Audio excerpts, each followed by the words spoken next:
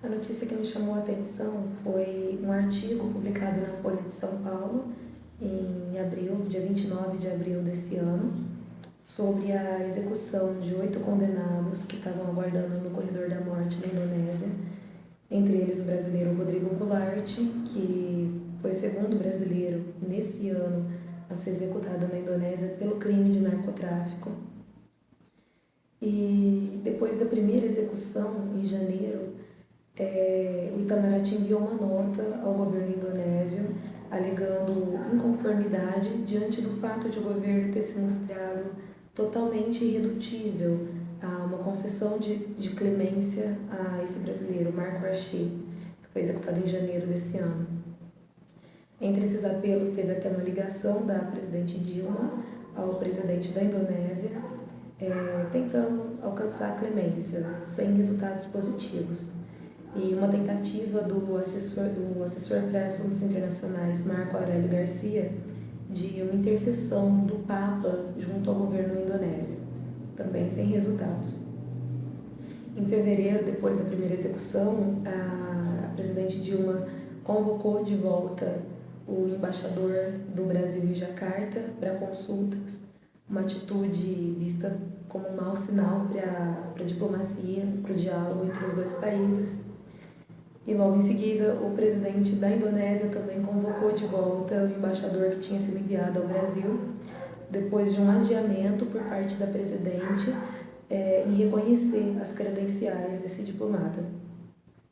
E esse adiamento também foi causado pelas tensões depois da execução desse primeiro brasileiro.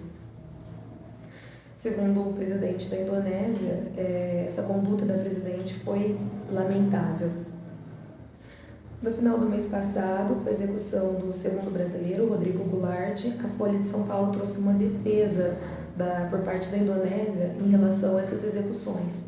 Eles alegam, o argumento deles é que elas fazem parte da guerra empreendida por eles contra as drogas, já que as drogas ainda fazem muitas vítimas no país.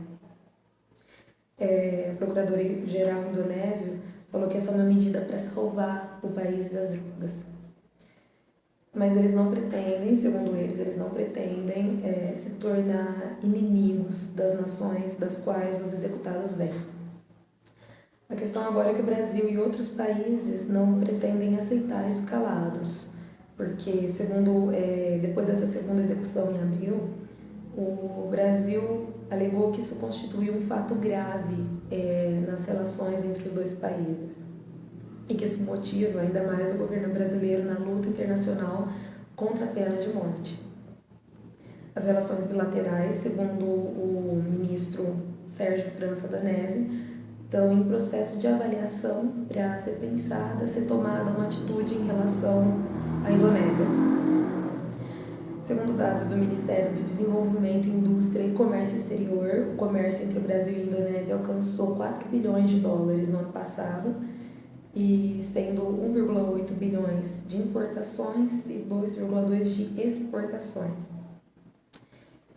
Quer dizer, um valor bem maior do que há 10 anos atrás, sendo que o comércio se intensificou a partir de 2008.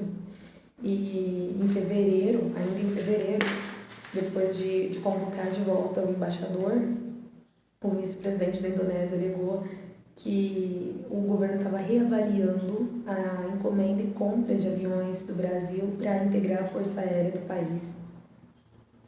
O que torna o artigo interessante e digno de análise é o fato de a Indonésia se manter firme, mesmo diante de uma grande pressão, de uma forte pressão por parte de outros líderes, de outros governos. Porque mesmo a Austrália apelou para a Indonésia se lembrar de uma ajuda humanitária cedida pela Austrália em razão do tsunami de 2004. Isso para tentar alcançar clemência para os 2 condenados australianos que também estavam aguardando no corredor da morte. Também não conseguiram. A Holanda também chegou a apelar e a França também tem gente aguardando no corredor da morte. Mas palavras do presidente da Indonésia: não deve haver qualquer intervenção em relação à pena de morte, porque é o nosso direito soberano cumprir a nossa lei.